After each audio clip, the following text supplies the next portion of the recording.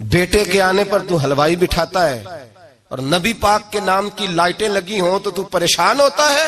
ہم سے کبھی پوچھ تجھے بتائیں بس نہیں چلتا ورنہ تاڑے توڑ کے چھتوں پہ لگا دیں. بس نہیں چلتا, فرشتوں کو بھی کہیں آؤ ہمارے ساتھ شامل ہو جاؤ, آمد مصطفیٰ مرحبا مرحبا کا نعرہ لگانا ہے. ہمارا بس نہیں چلتا ورنہ دنیا کی ساری نعمتیں بچھا دیں اور لوگوں کو بتلائیں کہ اصل تو خوشی منانے کا دن ہی آج ہے جب اللہ نے ہمیں اپنا پیارا رسول عطا فرمایا ہے. اور ہمارے امام تو کہتا ہے میلاد نہ کر, ہمارے امام نے تو کہا حشر تک ڈالیں گے ہم, حشر تک. یہ 2-4 دن کا تو پروگرام ہی نہیں ہمارا, حشر تک ڈالیں گے ہم پیدائش مولا کی دھوم اور مثل فارس نجد کے کلے گراتے جائیں گے. خاک ہو جائیں عدو جل کر مگر ہم تو رضا, دم میں جب تک دم ہے ذکر ان کا سناتے جائیں گے. ہمارا تو 1-2 دن کا پروگرام ہی نہیں. اور پھر سنو کتنی بڑی نعمت ہے. حضرت عباس سے کسی نے کہا تھا اللہ کی سب سے بڑی نعمت, تو بخاری اٹھانا, فرمانے لگے محمد نعمت اللہ.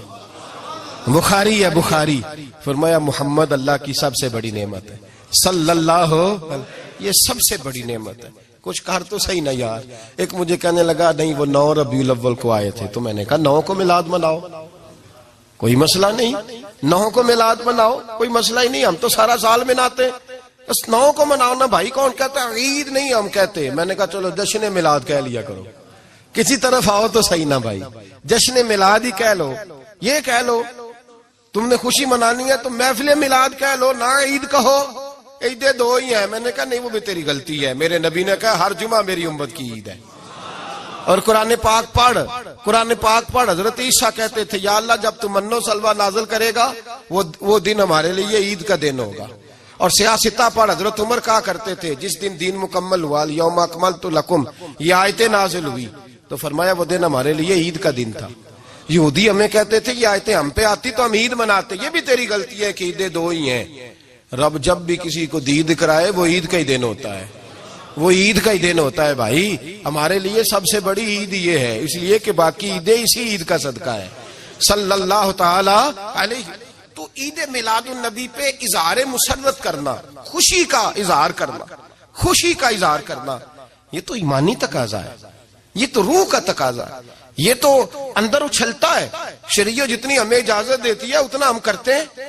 اور کوئی میلاد کی محفل میں کوئی ایسا کام نہیں ہوتا جو شریعت سے ٹکراتا ہو. پہلے کیا ہوتا ہے تلاوت, منع ہے قرآن پڑھنا. دوسرا کیا ہوتا ہے, اتنا درجہ ہے نعت کا, اب تو نہ نعت پڑھنے والے رہے نہ سننے والے رہے, دونوں میں ہی کمی ہے. اور میں اکثر کہتا ہوں نعت پڑھنا اتنا کمال نہیں جتنا سننا کمال ہے. سننے والا کوئی ہونا چاہیے, نعت سننا زیادہ معنی رکھتی ہے. اس کی وجہ یہ ہے کہ نعت پڑھنا صحابہ کی سنت ہے اور سننا محمد مصطفیٰ کی سنت ہے. اور سننے والے کا درجہ, ہاں تیرا درجہ زیادہ ہے اگر تو سمجھے تو. اور اتنا بڑا درجہ کہ حضرت احسان بن ثابت نعت پڑھے تو نبی پاک اپنی چادر ممبر پہ بچھائے اور وہ میں نیچے نہ پاڑ, ادھر میرے ممبر پہ بیٹھ کے پاڑ. یہ کوئی معمولی بات ہے؟ رسول اللہ کی نعت سننا. بلغ العلا بے کمال ہی کشفت دجا بے جمال ہی حسنت جمیع. شیخ سعدی کہتے ہیں 3 فقرے لکھے تو چوتھا ہوتا ہی نہیں تھا, میں سو گیا, بڑا پریشان تھا کہ چوتھا فقرہ نہیں بن رہا. بلغ العلا بے کمال ہی کشفت دجا بے حسنت جمیع. چوتھا لکھا نہیں جاتا تھا, نیند آ گئی, میری آنکھ لگی تو محبوب کا دیدار ہوا. حضور نے فرمایا پریشان پڑے ہو. میں نے کہا محبوبہ 3 لکھے ہیں چوتھا بان ہی نہیں رہا. تو حضور نے فرمایا چل سنا نا مجھے.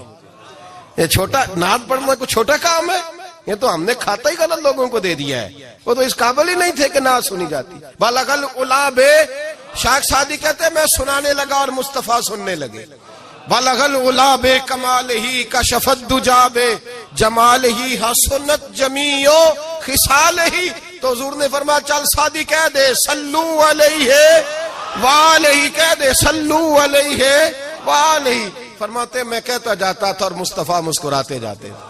کچھ چھوٹا درجہ ہے نعت. نعت تو ایمان ہے, نعت تو طاقت ہے, نعت تو تیری روح کو بیدار کرتی ہے. پر شرط ہے نعت ہو, شرط ہے, شرط یہ تقاضا ہے میں نعت ہو. وہ نہ ہو کہ نعت پڑھے نا میرے حضرت صاحب فرماتے ہیں نعت کا مقصد ہے جب بندہ نعت پڑھے تو اس کا دل نبی پاک کے گنبد کی طرف جائے، جب نعت سنے تو اس کی توجہ رسول پاک کی جانب جائے.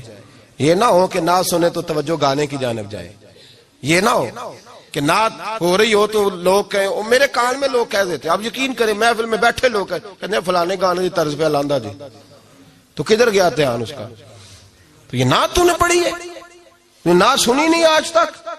ہاں اگر نعت پڑھنی ہو تو علامہ اقبال کی لکھی ہوئی پڑھا کر، اگر نعت پڑھنی ہو تو شیخ سعدی کی لکھی پڑھا کر، اگر نعت پڑھنی ہو تو حضرت حسان بن ثابت کی لکھی پڑھا کر. اور اگر تیرا دل کرے کہ نعت بھی ہو، جذبات بھی ہو، حسن بھی ہو، علم بھی ہو، عمل بھی ہو، قرآن بھی ہو، حدیث بھی ہو، تو پھر امام محمد رضا فاضل بریلوی کی پڑھا کر، پھر اعلیٰ حضرت کی پڑھا کر. تجھے پتا چلے چمک تجھ سے پاتے ہیں سب پانے والے، میرا دل بھی چمکا دے چمکانے والے. اعلیٰ حضرت کہنے لگے یا رسول اللہ میری سفارش نہ کرو، ڈر لگتا ہے، ڈر لگتا ہے، قیامت کی رات بڑی گہری ہے، سفارش نہ کرو. اس طرح کرو میرا بازو پکڑو اور جنت تک پہنچا کے آؤ، میرا بازو پکڑو اور جنت تک. کہتے میں مجرم ہوں آقا مجھے ساتھ لے لو. سونے نہ ڈر لگتا ہے. وہ بچہ کہتا میں نے نہیں باہر جانا، اندھیری رات ہے، ابا جی نال چلو. تو بلا مثال بلا تشبیہ صرف سمجھانے کے لیے، کسی کوئی بڑا ساتھ ہو تو ڈر نہیں لگتا. تو یہ نعت ہے نا، چمک تجھ سے پاتے ہیں سب پانے والے، میرا دل بھی چمکا دے چمکانے والے. کہتے ہیں یا رسول اللہ محشر کی رات بڑی گہری ہے، میں مجرم ہوں آقا مجھے ساتھ لے لو کہ رستے میں ہیں جا بجا تھانے والے. سونے جرم کر کے آیا ہوں اور پکڑا نہ جاؤں کہیں، مہربانی کر مجھے پردوں میں چھپا لے، مجھے مدثر اور مزمل کی چادر کے نیچے کر لے، میں مجرم ہوں آقا مجھے ساتھ لے لو کہ رستے میں ہیں جا بجا تھانے والے.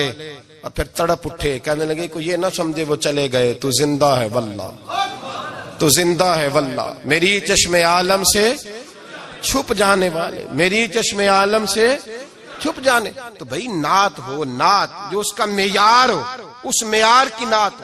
یہ کوئی طریقہ نہیں کہ دو بندے دف لے کے آ گئے، چار اس کے ساتھ نعت خواہ صاحب آئے ہیں، نماز گھر پڑھ آئے ہیں، گھر جا کے دوبارہ پڑھیں گے. اور میں بات ابھی عرض کروں گا، مجھے یہ مضمون مکمل کرنے دے پھر تقاضوں پہ آتا ہوں. محفل میلاد تو رسول اللہ کے آنے کا شکر ہے. قل بفضل اللہ وبرحمتہ فبذلک فلیفرحوا. محبوب کہہ دے جب فضل ملے رحمت ملے تو پھر انہیں چاہیے کہ خوشی بنائے. محفل میلاد اور بھائی یہ نہ کہا کر کے یہ پیسے غریب کو دے مسکین کو دے. محفل میلاد میں بات غریب کی ہوتی ہے. ہم بتاتے ہیں کہ یہ وہ دن ہے جس دن آ کے میرے نبی نے بیوہ کی بات کی ہے، غریب مسکین لاچار غریب کی بات کی. یہ محفل میلاد غریبوں کے جلسے کا نام ہے.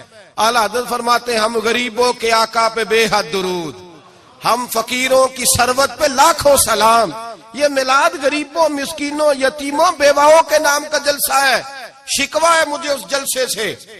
جلسہ تو میلاد کا ہو پر صدارت چودھری کر رہا ہو، صدارت مالدار کر رہا ہو، وڈیرا کر رہا ہو، کوئی ضرورت نہیں.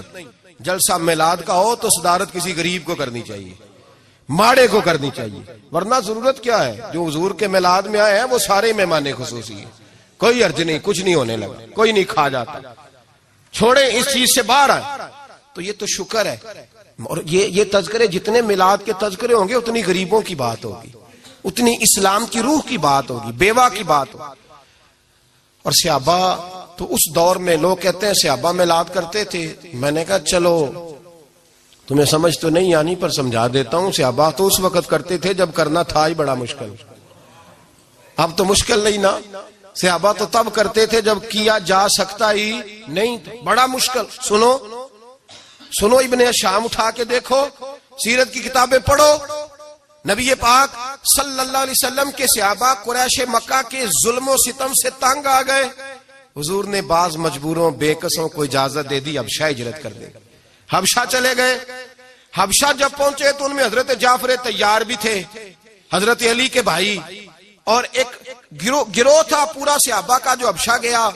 قریش مکہ نے وہاں پر بھی آرام سے نہ بیٹھنے دیا. پیچھے سے کچھ سردار گئے، جا کے چھیڑا، کہا یہ ہمارے بھاگے ہوئے غلام ہے، ہمارے بتوں کو برا کہتے ہیں، نیا دین انہوں نے اخذ کر لیا ہے، ہمارے حوالے کر دو.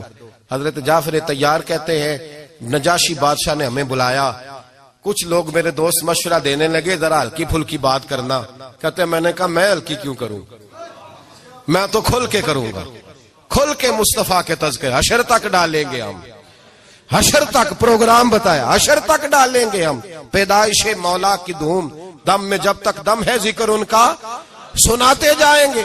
فرمایا میں ہلکی بات نہیں. حضرت جعفر نے نجاشی بادشاہ کے دربار میں کھڑے ہوئے, اسلام کی غربتوں کا عالم, غربتوں کا, ابھی مکے میں رہنے کو جگہ نہیں, مکے والے ستاتے, مدینے ہجرت ہوئی نہیں, حبشہ گئے تو وہاں پہلے ہی کافر پیچھے پہنچ گئے. اتنے کٹھن حالات, اتنے برے اور کڑے وقت میں نجاشی کے دربار میں جب نجاشی بادشاہ نے جناب جعفر سے پوچھا کہ یہ کہتے ہیں تم نے دین بدل لیا ہے, تم باغی ہو گئے ہو, نئے رستے پہ لاگو ہو, بتاؤ. تو حضرت جعفر طیار نے نجاشی کے بادشاہ میں وہی باتیں کی جو ہم محفل میلاد میں کرتے ہیں, وہی جملے, وہی میلاد کا وہی سارا پس منظر. حضرت جعفر طیار بول پڑے, فرمانے لگے نجاشی ہم تو بیٹیاں زندہ دفن کر دیتے تھے. نجاشی, یہی باتیں ہوتی ہے نا محفل میلاد, ہم بیٹیاں دفن کرتے تھے, کسی کا عورت کا خامد مر جاتا تو اس عورت کو بھی ساتھ دفن ہونا پڑتا, اس کی زندگی مردے جیسی کر دی جاتی, بہنوں پہ ظلم ہوتا تھا, بیٹیوں کو جائیداد میں حصہ نہیں ملتا تھا. اے نجاشی ہمارے ہاں غریب پسا کرتا تھا, یتیم پسا کرتا تھا, مجبوریاں تھیں, پریشانیاں تھیں, دکھ ہی دکھ, آزمائشیں ہی آزمائشیں.